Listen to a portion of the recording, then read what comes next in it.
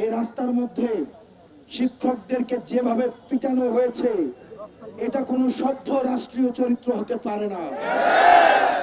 এটা কোনো সভ্য রাষ্ট্রীয় চরিত্র হতে পারে না। অনীতি বিলম্বে এই হীন কাজের জন্য তাদেরকে ক্ষমা চাইতে হবে। আর যাদেরকে আপনারা গ্রেফতার করেছেন তাদেরকে সূর্য ডুবার আগে তাদেরকে ছেড়ে দিতে হবে। প্রিয় শিক্ষক সমাজ, আপনারা আমাদেরকে তৈরি করেছেন, ক্লাসে পড়িয়েছেন। বাংলাদেশের 30,000 শিক্ষা প্রতিষ্ঠানে অন্তত বাংলাদেশে 8 থেকে 10 লাখ শিক্ষার্থী সারা বাংলাদেশে পড়াশোনা করে নিরলস ভাবে আপনাদের বেতন আপনারা, আমরা জানি মন থেকে, আমি জানি আপনারা কষ্ট থেকে হয়তো এই কথা বলেন, কিন্তু ছাত্র যখন আবার বলে ঠিকই আবার কাছে আপনারা পড়াইতে যান, আপনারা পড়াইতে যাবেন, এটা আমরা জানি। আপনাদের অভিমান থেকে হয়তো আপনারা এটা বলেন, এবং আমরা এই অভিমানের প্রতি আমাদের অনুরাগ রয়েছে, আমরা এই অভিমানের প্রতি সংবেদনশীল। কিন্তু কোন শিক্ষককে আপনি দেখবেন না। আমরা দেখেছি প্রশাসনে কিভাবে সিন্ডিকেট তৈরি করা হয়েছে, প্রশাসনের প্রমোশনের জন্য যেভাবে প্রশাসনে আমরা দেখেছি সরকারের সময়ে যেভাবে সিন্ডিকেট করে প্রমোশন করা হয়েছে। আমরা কখনোই এই শিক্ষকদেরকে গলা চেপে ধরতে দেখি না এই রাষ্ট্রের। আমরা তাদের এই অ্যাক্টিভিটির প্রতি আমরা সম্মান জানাইয়া রাষ্ট্রের কাছে আমরা অনুরোধ করতে চাই, আপনারা দ্রুততম সময়ের মধ্যে বাড়ি ভাড়া 20% করতে অবশ্যই হবে। 20% বাড়ি ভাড়া দিতে হবে, 20% বাড়ি ভাড়া দিতে হবে, 15 টাকা মেডিকেল ভাতা দিতে হবে। দ্বিতীয়ত আপনারা 1500 টাকা চিকিৎসা, মেডিকেল ভাতা 1500 টাকা। আপনি যদি একটা আমি বলতেছি আপনাদের চাওয়াটা কত কম।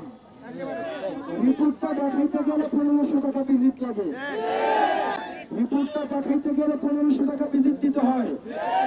পরীক্ষা বাংলাদেশের কোন হসপিটালে 1500 টাকা দিয়ে চিকিৎসা হয় না।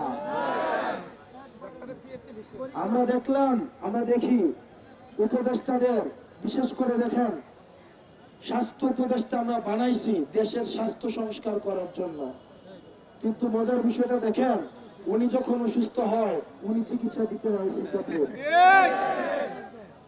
উনি চিকিৎসা। এর থেকে লজ্জার কি আছে?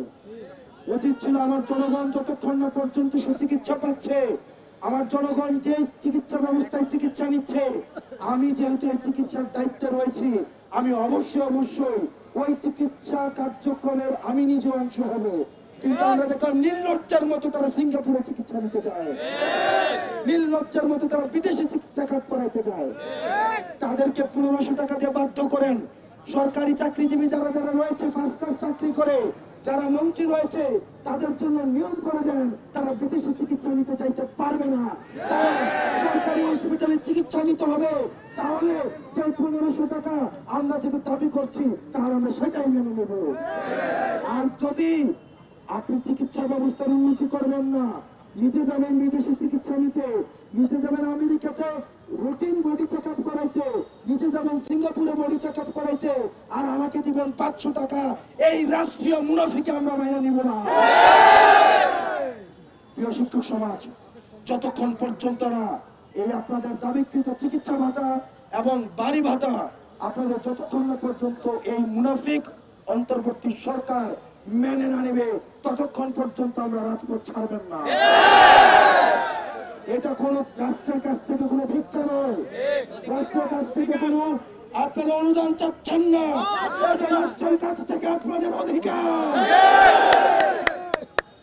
এই অধিকার আদায় না হওয়া পর্যন্ত আপনারা এই শহীদ মিনার প্রাঙ্গণ আপনারা ত্যাগ করবেন না। রাষ্ট্র সমতা নিশ্চিত করতে ব্যর্থ হয়েছে। আমি 500 টাকা না, আমি 200 টাকা দিলেও আমি চিকিৎসা করতাম, যদি ওই চিকিৎসা, যিনি চিকিৎসা ব্যবস্থা উন্নতির দায়িত্ব রয়েছেন, তিনিও যদি ওই জায়গা থেকে চিকিৎসা নিতেন। আমি রাষ্ট্রের এই অসাম্য আমি মেনে নিব না। রাষ্ট্র সমতা নিশ্চিত করতে হবে, রাষ্ট্র ন্যায্যতা নিশ্চিত করতে হবে, রাষ্ট্র অধিকার নিশ্চিত করতে হবে। প্রিয় শিক্ষক সমাজ, জাতীয় নাগরিক পার্টির পক্ষ থেকে আমরা দৃঢ় কণ্ঠে আপনাদের দাবির সাথে আমরা সমর্থন জ্ঞাপন করছি এবং যত ধরনের আপনাদেরকে সহায়তা করা যায় আমাদের জায়গা থেকে আপনাদের এই নৈতিক দাবির প্রতি দাবি পূরণ হওয়া পর্যন্ত আমরা উৎসব ভাতায় যেভাবে আপনাদেরকে সহায়তা করেছি ঠিক একইভাবে আপনাদের এই নৈতিক দাবি পূরণ না হওয়া পর্যন্ত আমরা আপনাদের প্রতি আমাদের সমর্থন অব্যাহত থাকবে। ইনকিলাব ইনকিলাব জিন্দাবাদ জিন্দাবাদ ইনকিলাব ইনকিলাব জিন্দাবাদ জিন্দাবাদ।